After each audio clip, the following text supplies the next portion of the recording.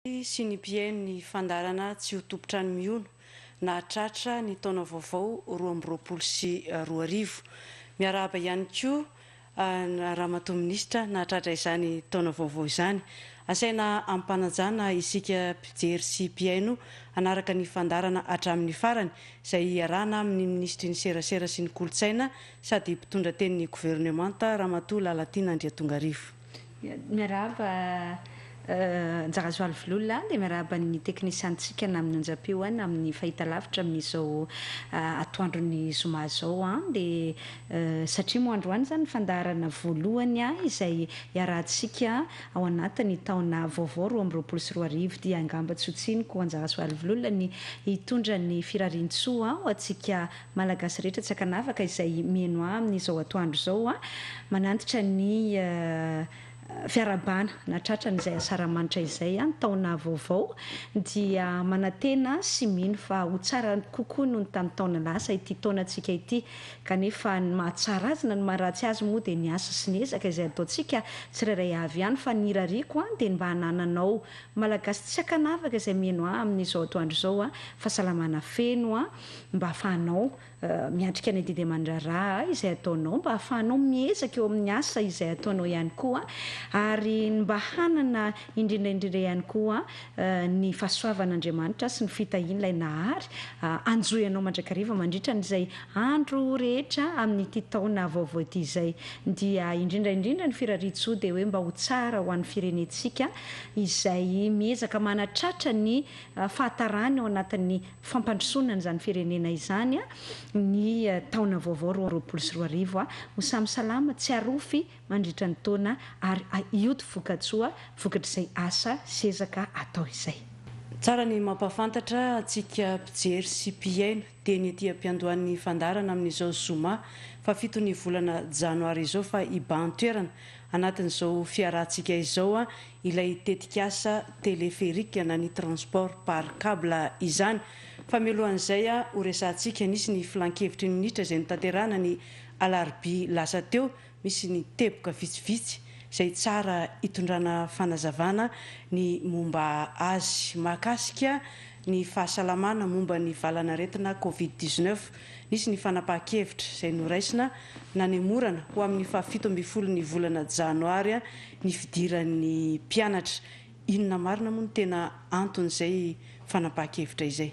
Ya misaotra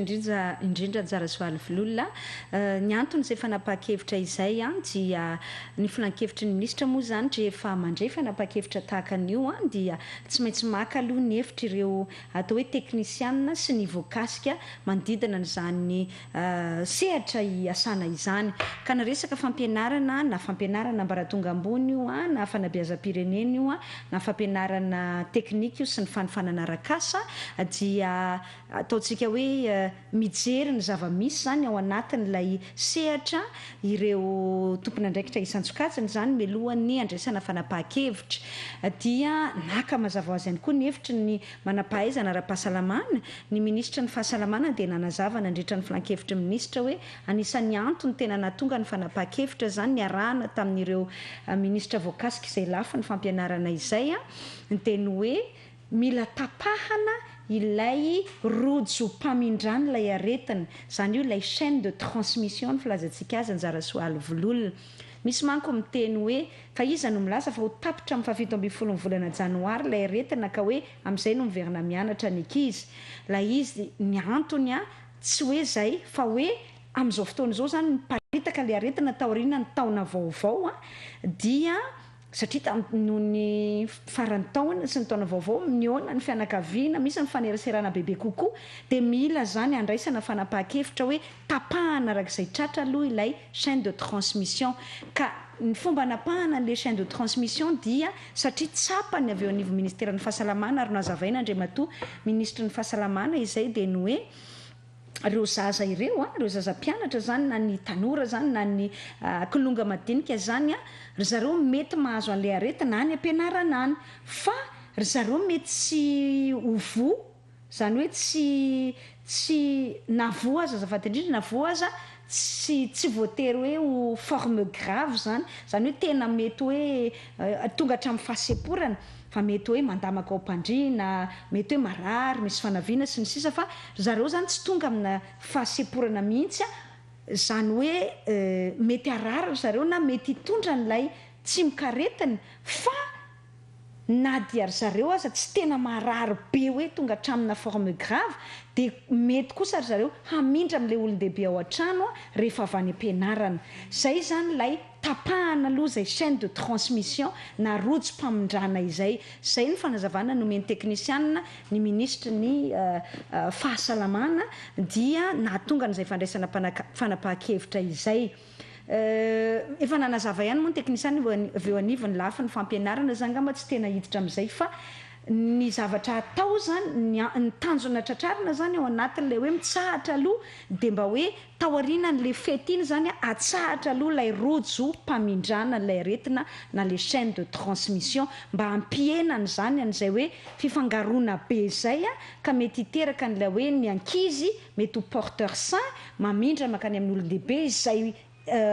misy risque kokoa ny atongavany hatramin'ny hoe fahaseporana na mety hoe forme grave araka le nazavaintsika teo. Zay zany zavatra misy mariako tsara fa ho an'ny fampianarana mbaratonga ambony dia naka hevitra tamin'ny lehibe any université zany ny ministra tompony andraikitra milohan'ny hitondrana azy tao amin'ny filan-kevitry ny ministra dia nandray an'izay fanapahan-kevitra izay. Ny fanapahan-kevitra ndraisa ministera ndraisan'ny filan-kevitry ministra dia hoe atsatra aloha ny fampianarana dia hojerena zany raha amin'ny alalan'ny fandinihana ny taremarika samihafa sy ny fandinihana n'ilay ataontsika hoe dinamika n'ilay aretina raha ohatra ka tonga ny 17 ny volana janoary hoe hita zany hoe miena izay fifamindrana izay noho izay fanapahana n'ilay chaîne de transmission izay. Marihana fa ny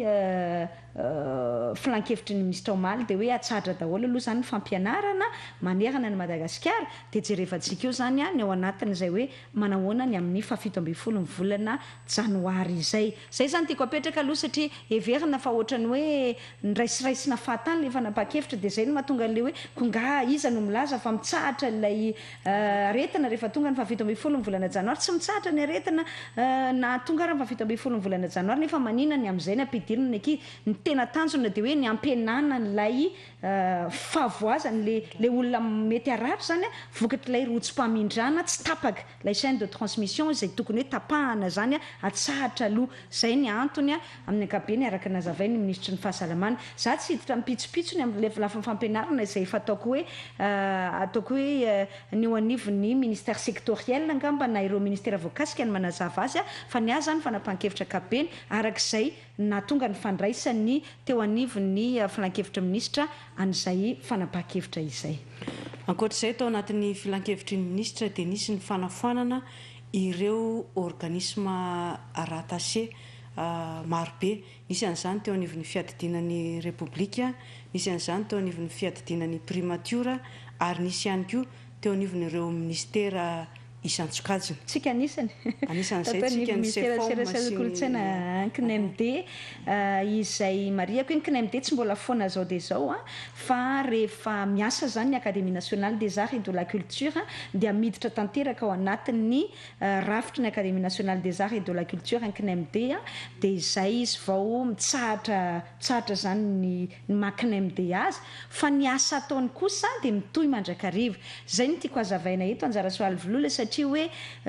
ilay rafitra no ny foanana fa kosa ny asa ataony zany dia raisy ny fanjakana ministera fohy be ohatra na ny any anivo ministera ny fiarovam-pirenena ohatra ho an'ny OTME zany hoe ny asa nataon'ny office de transmission militaire de l'État satria zay ny OTME dia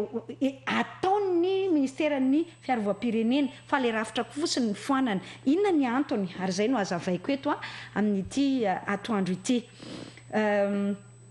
Ny zavatra tsikaritra dia tao anatin'ny fitondrana ny fandimby hatramin'izay dia mamorona organisme rattaché na établissement public moa no tena filaza azy io zany araka ny lalàna mamorona établissement public zany any anatin'ny ministera na ny androm-panjakana ny institution isan-karazany mba ahafahana mandefa vola le mandefa vola zany ohatra hoe manao transfert na manao subvention dia amin'izay mora kokoa ny mialatsiny amin'ny fiteny azy fa tena izay mihitsy hoe mora kokoa ny mangalatra n'ilay vola satria tsy dia misy loatra ny fanaraha-maso any anivon'ireny établissement public na any anivon'ireny organisme rattaché ireny. Dia ny filohan'ny repoblika efa nandray fanapahan-kevitra tamin'izy vao tonga tao satria mahita hoe hatrany amin'ny 1300 milliards d'ariary vola be zany 1300 milliards d'ariary ny vola lanitsika isan-taona atao transfert na alefa makany amin'ireny organisme rattaché ireny kanefa tsy hita kory hoe makaiza fa ny tena marina ohatrany hoe lasa karama indemnité lasa tombotombony ampiasain'ireo organisme rattaché dia nefa tsy mitondra fampandrosoana akory. Dia nandray fanapahan-kevitra amin'ny filohan'ny repoblika hoe tsy tokony mandanindany foana isika satria volam-panjakana volam-bahoaka ireny atao transfert na atao subvention ireny ka noho izany dia raisina ny fanapahan-kevitra izay ratsa mangaika na organisme rattaché établissement public moa tena filaza azy araky ny fomba filaza azy araky ny lalàna dia ka hita fa na ataon'ilay ministera fohy be ihany ny asany na azon'ilay ministera fohy be atao ihany ny asany na tsy dia tena misy antony akory nefa natsangana ilay organisme rattaché dia aleo irosona ny fanafoanana azy. Zay zany no lalatsaina mibaiko an'ilay hoe fananina no mifoanana ny organisme rattaché. Eto zany dia mafisiko tsara tsy lay asa no foanana. Lay asa zany izay nataony ireny ratsa mangaika na ny organisme rattaché ireny dia afindra ty amin'ny fanjakana fohy be. Zay zany ny zavatra apetrako zany hoe alefa ny ministera isan-tsokajiny fa ilay ratsana fotsiny no nofoanana mba tsy andanimpona ny volam-panjakana. Ohatra mandray ohatra satria izay ny voalaza ny KNMD araka nambarako teo zany dia ho afindrany amin'ny anaky izay efa natsangatsika tamin'ny alalana didim-panjakana ny fanatanterahana azy. Zany hoe raha tokony ho ratsa mangaika anankiray zany dia lasa anankiroa dia mazava azy mihinam-bola be iny fa eto zany dia apetraka hoe ny piasa amin'ireny sehatra ny foanana ireny amin'ireny organisme rattaché ny foanana ireny dia alefa ny amin'ny fanjakana fohy be zany. Tsisy hoe fanafoanana asa ihany koa zany ka mety anakorontanana ny sain'ny mpiasam-panjakana hoe very asa ianareo zany satria mifoanana ilay organisme rattaché ny asanareo fa ny asa dia mipetraka foana ihany zany. Ny piasa dia alefa ny amin'ny fanjakana fohy be na ohatra zany zao hoe ny piasa atao amin'ny OTME zany dia alefa ny amin'ny ministère en défense nationale. Ny teo anivon'ny primature nisy anankitelo ohatra ny foanana zany fa ny asan'ireny zany efa nazavain'Andriamatoa Premier Ministre hoe na izy ireny alefa ny amin'ny ministère izay mitovitovy asa zany amin'ilay ratsa mangaika natsangana. Ohatra zao hoe lutte contre la contrefaçon na hoe ady amina fanafody osika dia efa ataon'ny ministère ny fahasalamana izy zany tsy ilaina ratsa mangaika na organisme rattaché any amin'ny primature. Ohatran'izay zany zao le ohatra nazavaiko zany. Ohatra hoe misy an'le hoe secrétariat permanent ny STPCA secrétariat technique permanent amin'ny fanaraha-maso ny fanampiana azon'ny fanjakana na ny aide zany avy any amin'ireo mpamatsy vola isan-karazany dia isaky ny ministère efa misy manana an'izany efa manana coordination générale des projets ny isaky ny ministère efa misy fanaraha-maso ny fampiasana n'ireny fanampiana avy amin'ny sehatra raisam-pirenena ireny na eo anivony ministère ny vola sy ny fitantanam-bola ihany koa ny toekarena sy ny fitantanam-bola ihany koa dia tsisy antony fa raha tsorina dia ohatrany hoe manao doublon zany ireny organisme rattaché ireny dia izay nanafoanana azy. Amafisiko eto zany tsisy resaka very asa mihitsy ny mpiasam-panjakana ao anatin'ireny organisme rattaché izay nifoanana ireny ary ny activité na ny asa izay nataon'izy ireo dia omena ny ministère izay efa manao ny asa mitovy amin'izany ihany mba tsy hisiana doublon zany ka andanindaniana volam-panjakana fotsiny ihany. Ny CFOM zao ohatra zay ny antsika moa voakasika izay zany ny centre d'études et de formation multimédia dia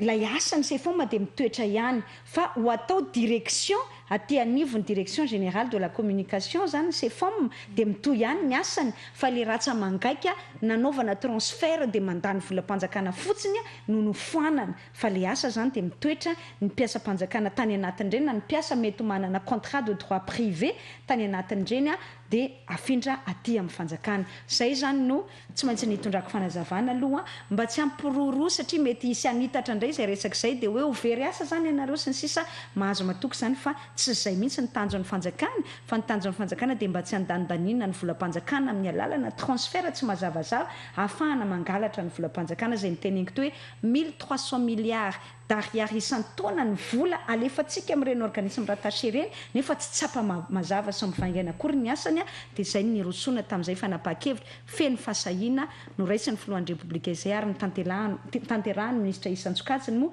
dia nentina atao amin'ny filan-kevitra ministra mbola ampahany ihany ireny fa mbola ho avy izany ny ministera hafa rehetra izay efa mandinika ny zavatra misy any anatin'ny ministera isan-tsokajiny misy azy ireo tsirairay avy ihany. Izay ny mikasika ny filan-kevitry ministra izay nitanterahana ny alarobia lasa teo fa araka ny efa nambara tery am-piandohana dia iban-toerana anatin'izao fandaharana izao mikasika ilay tetikasa Teleferika na ny transport par câble idirantsika ny mahakasika izay aresaka izay betsaka ny menomenona ho amin'ny fanatanterahana an'izy io ny filohan'ny repoblika nefa omaly any alarobia ny alarobia raha nandray ireo solotenany androm-panjakana teny amin'ny lapam-panjakana iavoloha no ny tontaona nahatrarina ny taona 2024 dia nanambara fa tsy hemitra fa ho tohizana hatrany ny fanatanterahana n'ilay tetikasa io tokoa ve no tena lahara-pahamehana amin'ny fampandrosoana ny Madagasikara. Ye tamin'ny faraiky amin'ny telopolo ny volana desambra ihany koa ny filohan'ny repoblika efa nanamafy an'izay hoe ho atao io tetikasa io tiako apetraka fotsiny maingy amin'ilay fanontanianao teo hoe betsaka no menomenina tsy betsaka no menomenina fa ny mpanohitra ny tena menomenina amin'izy io satria mazava be nge hoe tsy tombontsoan'izy ireo mihitsy ny avy tany ty fitondram-panjakana ity avy tany zavatra zany na ananany zany bilan positif satria anahirana azy zay amin'ny fifidianany dia mazava be ny tanjon'ny mpanohitra hoe atao ny fomba rehetra noerana ny tetikasa rehetra izay miainga ho an'ny fitondram-panjakana mba tsy ho tanteraka dia avy eo ry zareo ihany ny teny hoe io fa tsy mahavita ninininy aiza zao ny zao aiza zao ny zao aiza zao ny zao satria tadiditsika tsara fa tamin'ny vao hoe nanambara ny filohan'ny repoblika satria anisan'ny fandaharana asa ny filohan'ny repoblika tamin'nisy candidat ho filoham-pirenena zany hoe fa mifanarahany tamin'ny vahoaka malagasy io zany tamin'izany fotoana izany dia rehefa lany ny filohan'ny repoblika dia aiza zao ny Teleferika aiza zao ny train urbain ny tramway aiza zao ny nouvelle ville aiza zao ny zatsy na zaroa rehefa miroso indray ny fitondram-panjakana zao efa mandeha ny fanomanana efa ao anatiny tanteraka tsika amin'ny asa ny train urbain ny tramway dia hoe tsy mety indray io manomboka tsika ny Teleferika dia toerana indray io fa tsy mety natao ny nouvelle ville dia nitoerana teny ambotry manjaka afindrina mery tsy atosika tsy lahara-pahamehana io etsetretsetra izay ny teneniko hoe tena marina tsy dia tena hoe betsaka ny menomenina aminy fa ny mpanohitra ny tena menomenina an'io izay mazava ny tanjony hoe atao izay tsy avy tany ty fitondram-panjakana ity fotodrafitrasa-pampandrosoana naray azy tsy lahara-pahamehana hoe ianao marina ny tenin'ny filohan'ny repoblika hoe adevitra diso zany faux débat zany raha ny tena marina tsy mipetraka mihitsy satria tsotra be tsy hoe manao tetikasa Teleferika ny fitondram-panjakana dia ho ajanona daholo aloha ny asa fampandrosoana na ny projet rehetra ataon'ny fitondram-panjakana akoatra ny Teleferika tsy hoe mijanona ny fiainam-pirenena rehefa mandeha ny projet Teleferika ka hoe tsy ho ny lahara-pahamehany marina ny teny filohan'ny repoblika lahara-pahamehana avokoa eto dia tiako ny miandraikitra manazavan'ity samy manana ny andraikiny daholo ny départementa ministériel isan-tsokajiny anjara soaly vololona ny lahara-pahamehan'ny ministera ny asa vaventy dia ny fanamboaran-dalana zay manko le tenena sao dia ny lalana etsetretsetra mbola ho resantsika amin'ny raha vavy eo zay lahara-pahamehan'ny ministera ny varotra dia ny resaka fandaminana ny vidin'entana andavanandro ary miasa ho amin'izay izy lahara-pahamehan'ny sekretera-panjakana miadidi ny tanàna vaovao na nouvelle ville sy ny habitat eo anivo ny fiadidinan'ny repoblika ny manao ny tanàna vaovao manao ny Teleferika dia miasa ho amin'izay izy zay le teneniko hoe samy manana ny lahara-pahamehany daholo satria samy lahara-pahamehana daholo noho ny fahatarany ty firenena ity amin'izay fampandrosoana izay efa ampolo taonany maro tsy mba nanana fivoarana isika fa raha ohatra tsy priorité ho an'le olona miteny tsy priorité ny tena marina dia ohatrany hoe tsy hanao ninina zany tsika aloha fa ataovy izay ahavoky ny vahoaka ataovy izay ananany vahoaka jiro sy rano dia rehefa mandeha ny jiro sy rano satria hoe jiramaza tsy mandeha niny olona anao na etsetretsetra mbola resantsika eo dia raha tsorina zany dia hoe ataovy izay avoky ny vahoaka dia alefaso ny jirosirano dia ndao amin'izay tsika ifampitazataza meto ka raha izay no izy afaka zato taontsika tsy anana na fotodrafitrasa ray azy raha nanao an'izay ny firenena frantsay tsy nahavita nanangana an'ireo fotodrafitrasa lehibeany tanan-dehibeany manitatra ny tanànany sisisy ireo ny amerikana ny japonais zany ange tsy nitsahatra nanangana tao aorinan'ny ady lehibe faharoa izay no mahatonga azy efa puissance économique mondiale amin'izao fotoana izao fa tsy afaka isika hoe alamina ny sosialim-bahoaka dia mijanona daholo lafa zavatra rehetra izay ilay nahatonga amin'ny filohan'ny repoblika ny teny hoe lahara-pahamehana daholo ny zavatra rehetra ny ministera rehetra manana ny andraiky ny isaky ny départementa ny antsiroany daholo dia mahalala ny lahara-pahamehany tsirairay avy daholo fa zany tsy midika hoe mijanona daholo ny tetikasa rehetra rehefa mandeha ny tetikasa Teleferika. Mivoatra tao anatin'ny lahatenin'ny filohan'ny repoblika hoe amahana ny olany embouteillage tena anisany anatanterahana nyo tetikasa Teleferika io izay tokoa ve tena vahaolana. Marina ny atao hoe fanamirianao anjara soaly vilolona ohatrany hoe zay zany no voizina tao anatin'ilay izy hoe fitohanany fifamoivozana hono no eritreretana fahamany olana ao amin'izay lafiny ataontsika hoe eto Antananarivo zay mahatanan-dehibeany eto Antananarivo zay dia misy aza moa manaparitaka mihitsy resaka hoe ahoana moa ny amahana ny embouteillage amin'io kanefa zotra anankiray ihany dia mariako aloha tsy zotra anankiray ny Teleferika fa zotra anankitelo samihafa. Ny zotra voalohany dia ny zotra maitso. Ny zotra maitso zany na ny ligne verte izay mampitohy any Anosy sy Ankatso. Ampifandray andreo ivitoerana ny asa-panjakana betsaka satria ety Anosy anie tena betsaka ny ivitoerana ny asa-panjakany sy ny université Antananarivo ary mandalo amin'ny tanàna ambony. Misy fiantsonana 4 maharitra 10 minitra ny faharetany isaky ny fiantsonana. Kely dia kely zany ny fepotona anaovanao laninao amin'ny fiampitana ao anatin'izay fampifandraisana n'izay Anosy makeny Ankatso zay dia efa mampiena ny fitohanany fifamoivozana izay satria mahakely ny fiara mandeha ny an-dalana. Izay ny voalohany. Zotra maitso aloha zany ny voalohany. Ny zotra faharoa dia ny zotra volomboasary ampitohy any Anosy sy Ambatobe. Azafady zotra anankiroa zany aloha ny tena atao lahara-pahamehana aloha aty am-piandohana dia ny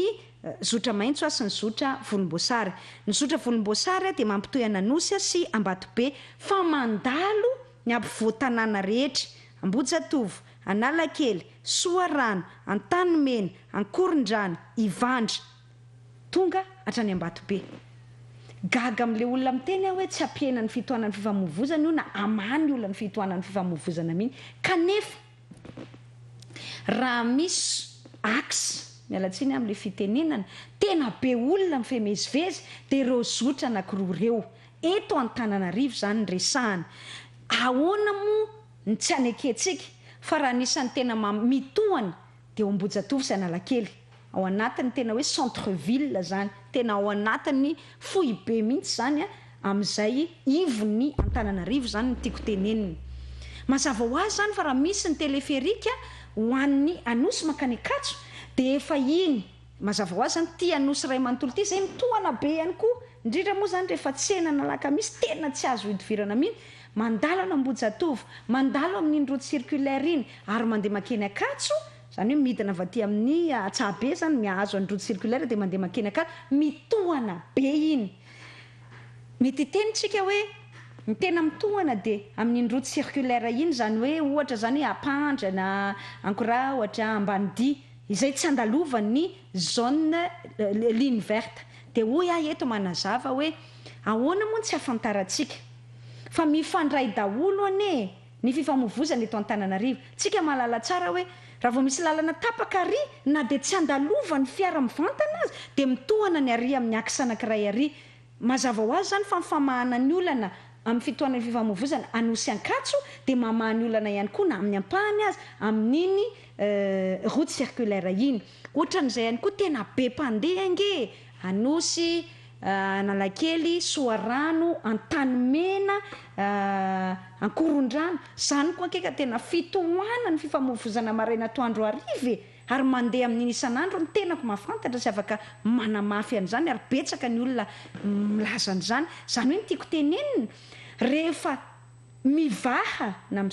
miamaivana zany ny fifamoivoizana na ny ataontsika hoe ny trafika amin'ireo zotra teneniko ireo, amin'ireo lalana teneniko ireo, dia mazava ho azy fa manamaivana ny fifamoivoizana. Tsy hoe voatery hoe asiana teleferika eny Mahazo zay vao hiamaivana ny fifamoivoizana eny Mahazo na aty Pasapitso ny sisa, fa mifandray daholo ireo zotra eto Antananarivo ireo. Ary tsika nge mahalala an'izany, mitohana ny ao Analakely dia lasa mitohana daholo manodidina rehetra, mitohana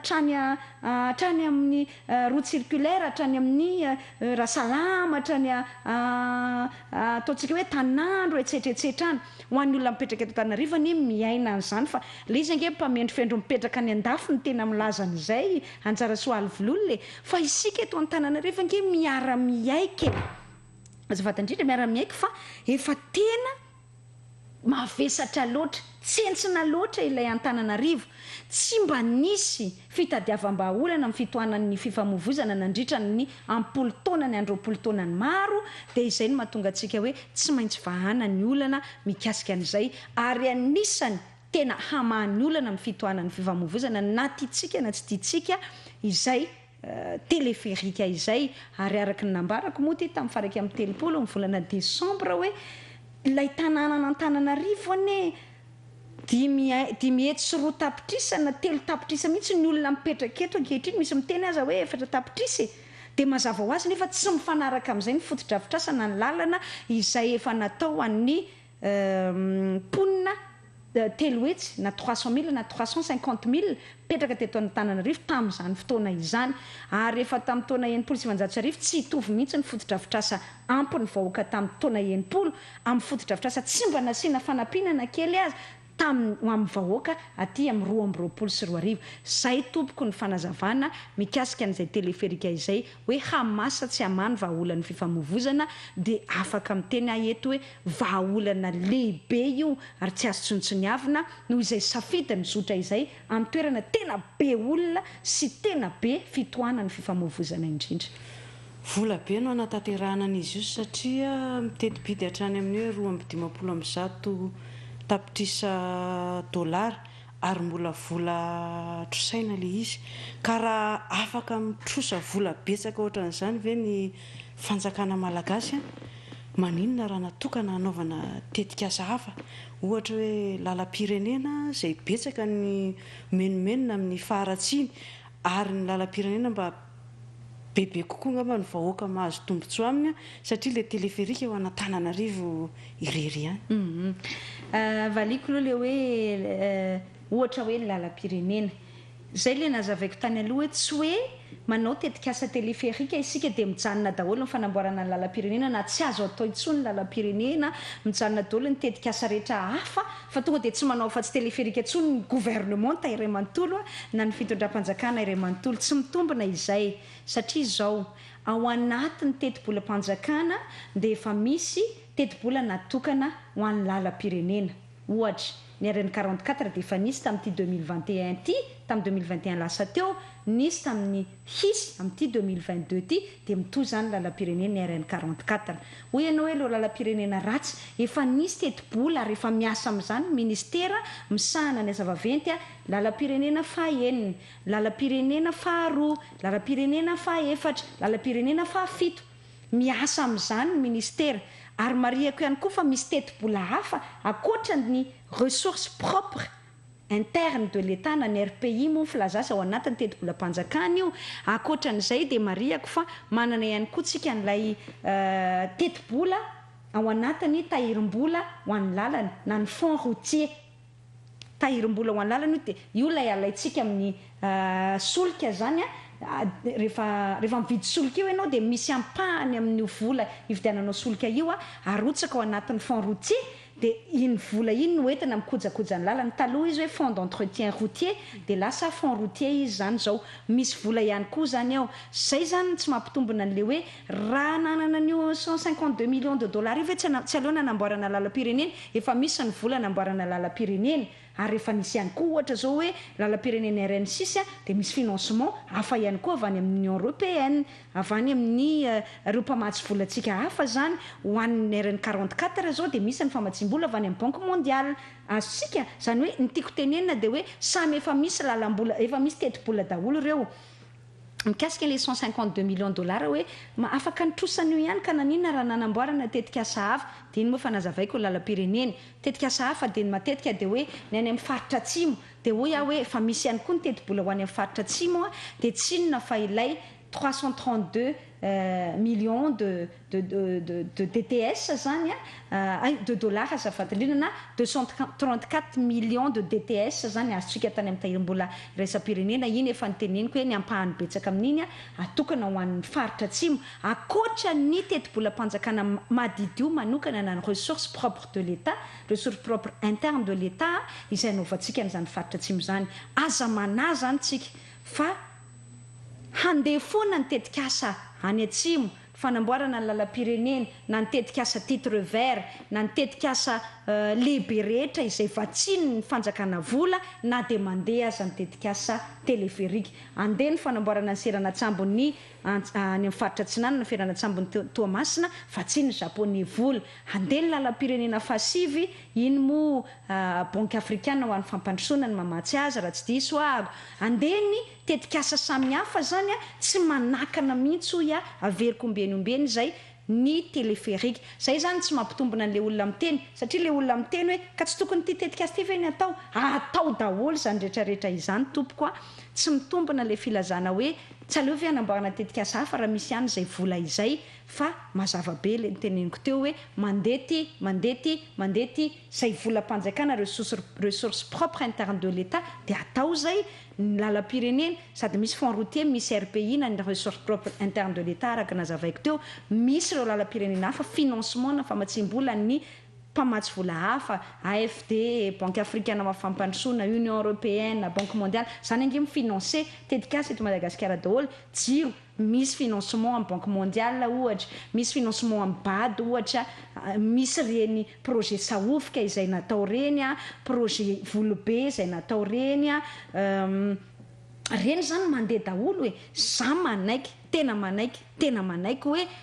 misy olana hafa eto amin'ny firenena fa tsy midika akory zany hoe raha ataony Teleferika dia ajanona tsy jerena ireny olana ireny fa everiko indray mandeha hoe misy ministera miandraikitra ireny dia samy mijery ny olana tandrify azy avy dia mamazy olana izay tandrify azy avy fa ny tetikasa kosa tetikasa amin'ny filoham-pirenena dia mandeha foana ihany arak'izay matetikasa amin'ny filoham-pirenena zay dia efa misy tompona andraikitra miandraikitra azy. Fa akoatr'izay kosa rehefa misy ireo volana tokana natanterahana ny tetikasa hafa ahoana kosa mahakasika ny sosialim-bahoaka satria nona ny vahoaka sahirana ny vahoaka le Teleferika itrosana volabe manahoana ny sosialim-bahoaka eo anatrehan'izay. Tiako ampiana kely aloha ny fanazavako teo ny 152 millions d'euros na de dollars moa izy teo de dollars izay nomeny ny fitondram-panjakana frantsay dia natao hamatsiana tetikasa Teleferika. Mazava ho azy zany fa tsy natao hamatsiana sosialim-bahoaka izay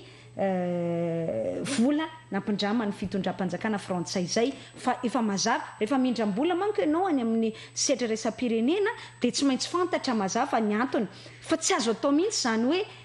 notrosanao le vola anaovanao Teleferika na anaovanao tetikasa anankiray dia ho avadika eo amina tetikasa anankiray. Tsy azo atao zany fa ny antony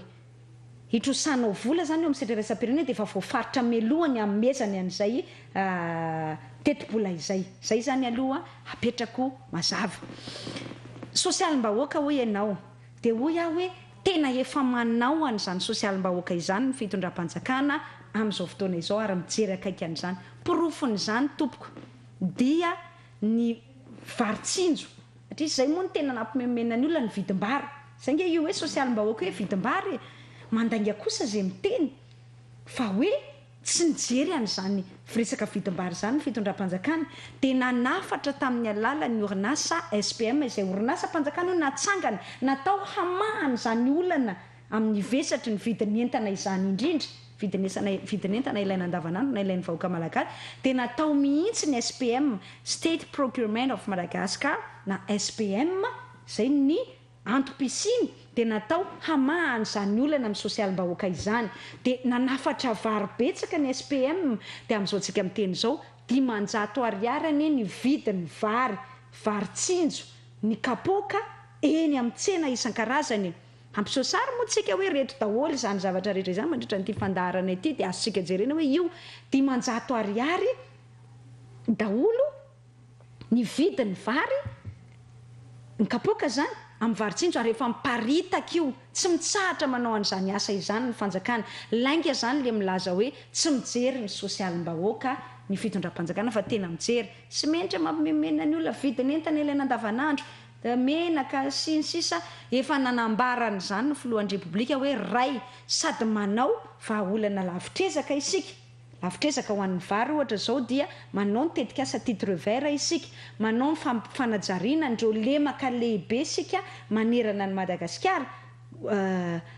izay efa tetikasa nambarany filohan'ny repoblika tamin'izy latsaka hovidiana ihany koa. Dia ireo le hoe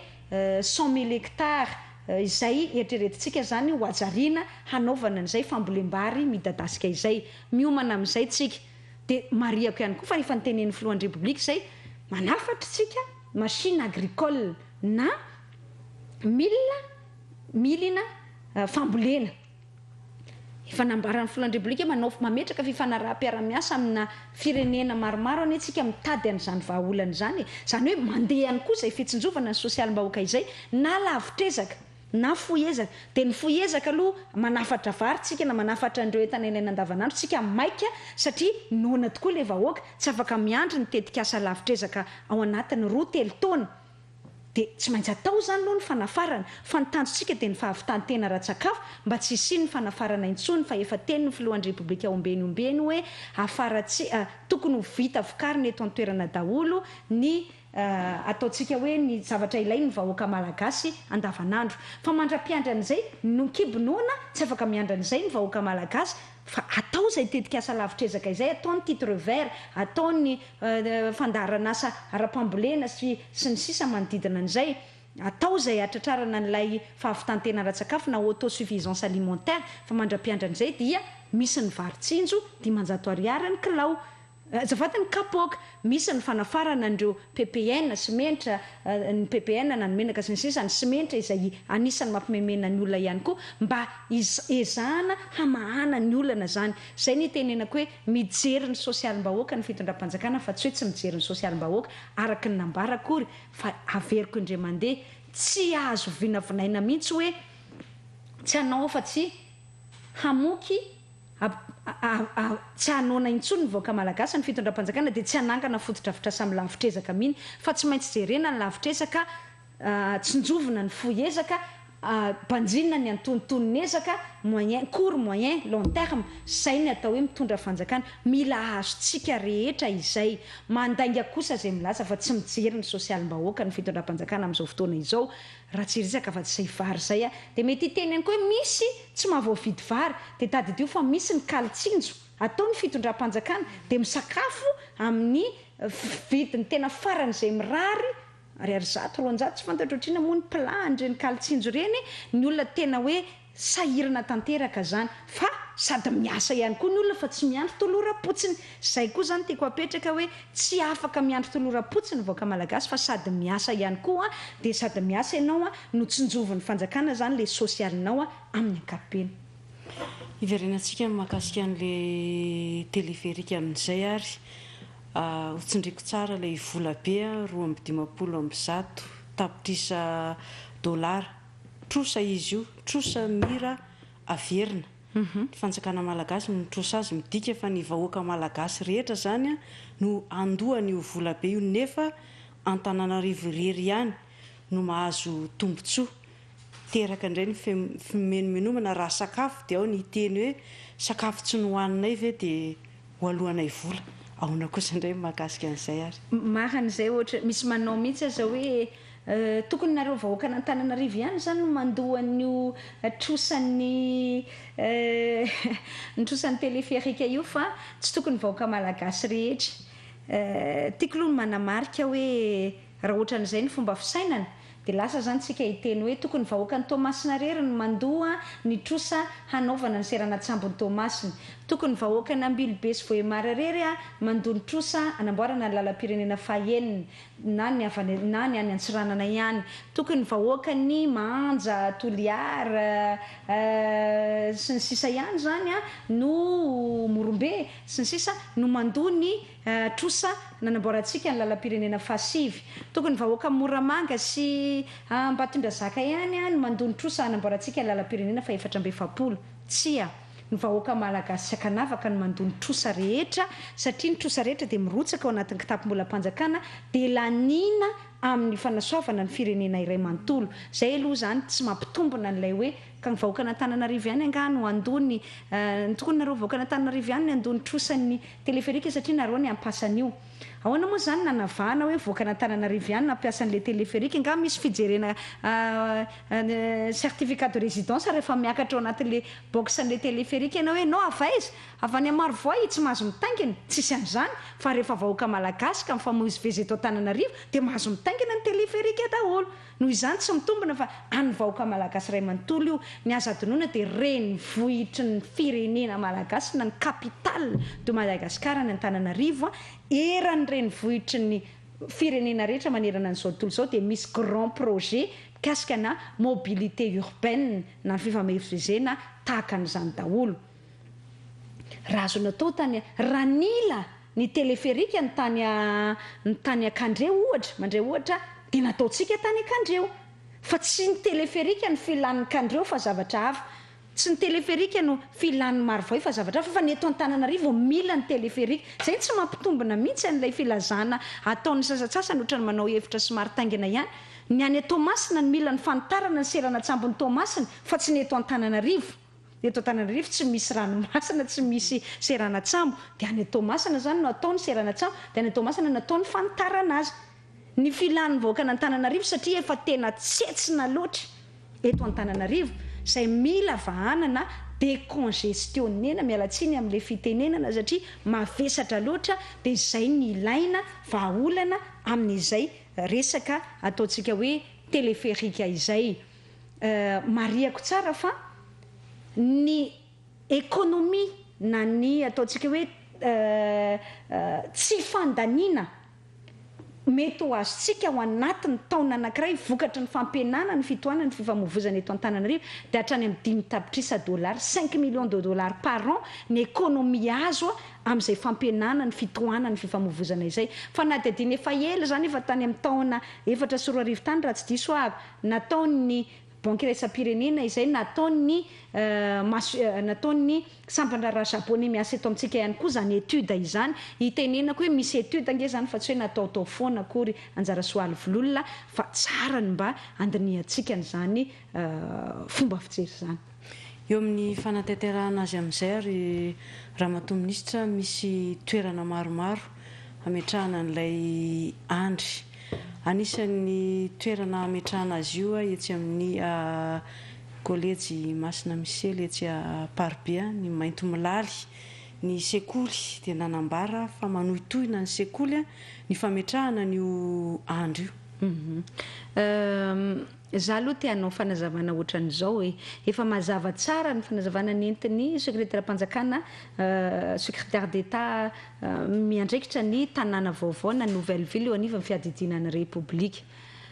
Tsy voatery ho atao ao anatin'ny faritry ny tokotanin'ny Saint-Michel akory ilay ataontsika hoe andrim-by na pylône anaovana an'izay Teleferika izay, tsy voatery fa mety ho atao ety ivelany, mety ho atao anatiny.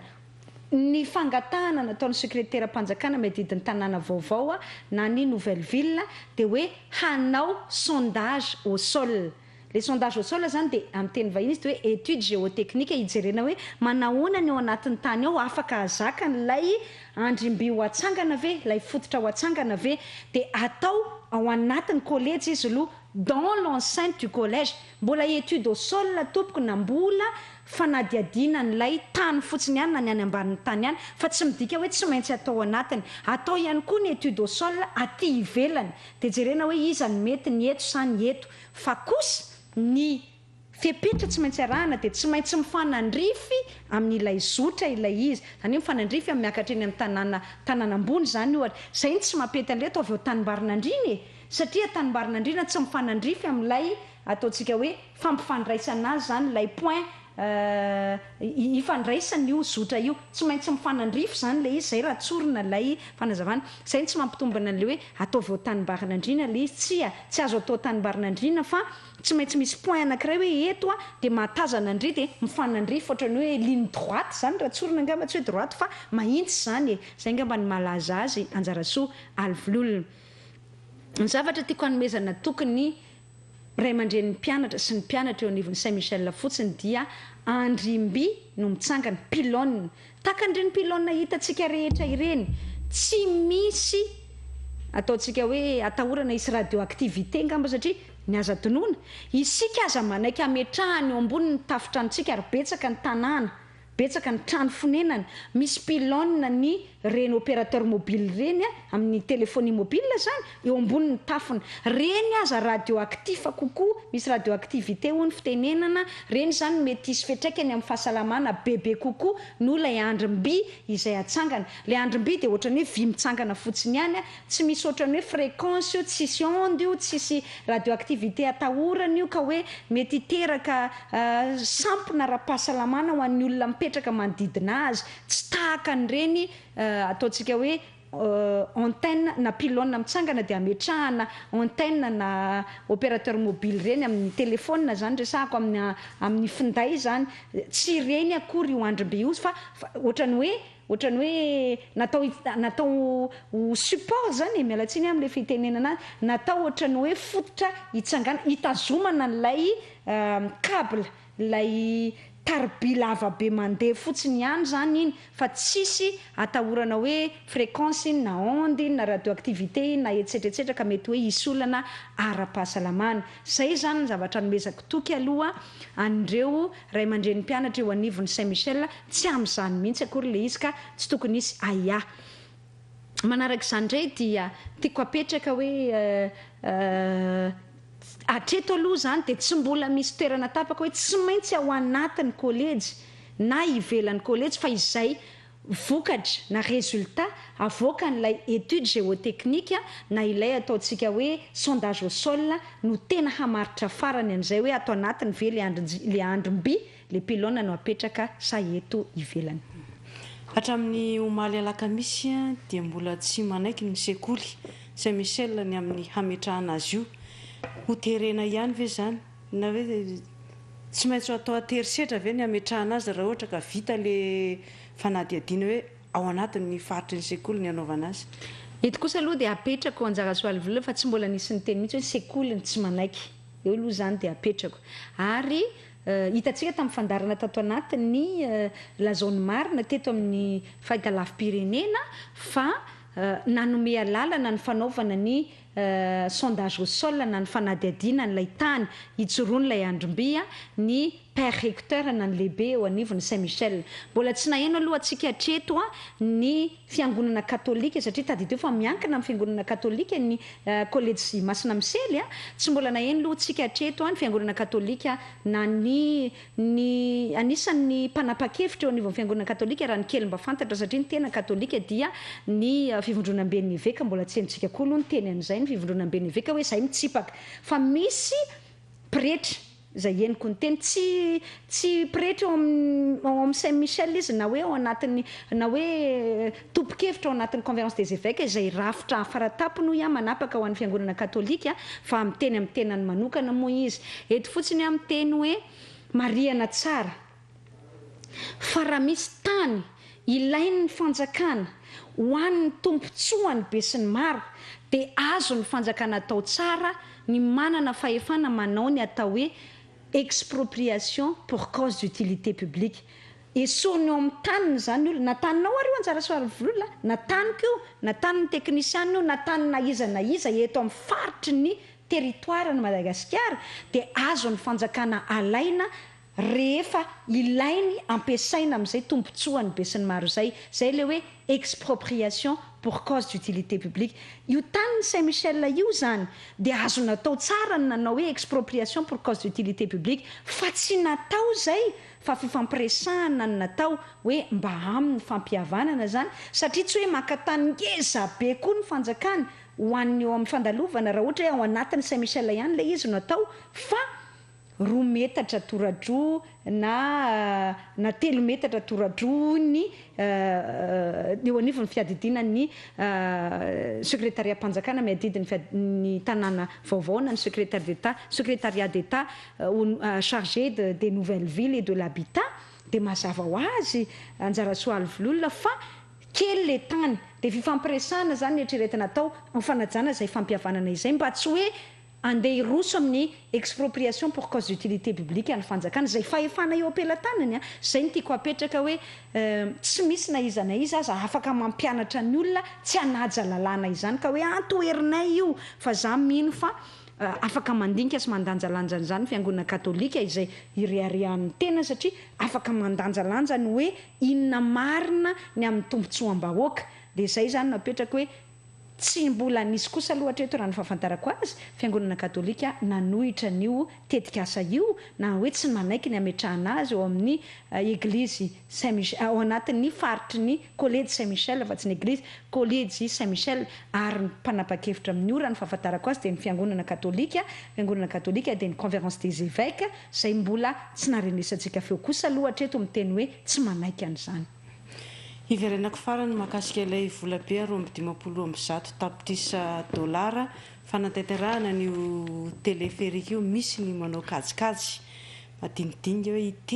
hiteraka fatiantoka fa tsy azahoana tombony ny io volabe io sy ny Teleferika zany hoe tsy ho rentable zany ny ilay transport par câble io.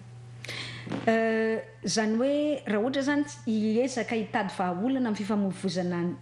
tanàn-dehibe na ny ataontsika le niteneniko teo hoe mobilité urbaine na hafa isika akoatra ny lalana zany, akoatra ny fiara zany, dia misy eo ny ataontsika ohatra hoe métro, misy eo ny ataontsika ohatra hoe tramway na ny train urbain, misy eo ny téléphérique ohatra zany. Le téléphérique zany dia ny ambony mandeha, ny métro dia aty ambanin'ny tany mandeha, ny tramway zany dia manapaka ny arabe eny izy eny an-tanàn-dehibe rehetra eny izy. Zay efa ataontsika ihany koa zay train urbain zay amin'izao fotoana izao efa miomana ny amin'izay tsika, fa na izany azy misy fanadihadiana mihitsy azo tsika jerena amin'ny tambajotra serasera sosialy amin'ny internet sy ny sisa milaza mazava fa ny projet téléphérique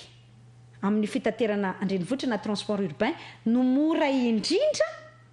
amin'ireo safidy anankitelo ireo. Ny métro dia lafo tsy tadidiko izay avalo avy 6 eny an'io téléferika io. Ny tramway dia avy 2-3 eny sa ohatran'izay fa efa misy fanadihadiana mikasika an'izay mihitsy hitenenana hoe io téléferika io no mora indrindra nefa tsotra indrindra nefa koa tsy manimba indrindra. Satria raha ohatra ianao any ambanin'ny tany dia mbola andavaka ianao zany ny ataontsika hoe ny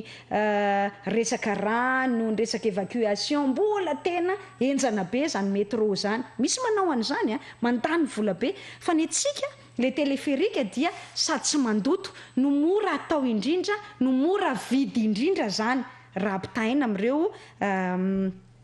ataontsika hoe transport urbain na projet de mobilité urbaine samihafa ireo. Misy miteny tokoa hoe tsy rentable, tsy tena ho faty antoka be raha manao an'io ny fanjakana, dia hoe hoe tsara zavaina amintsika aloha ny atao hoe service public na ny asa-mpanjakana.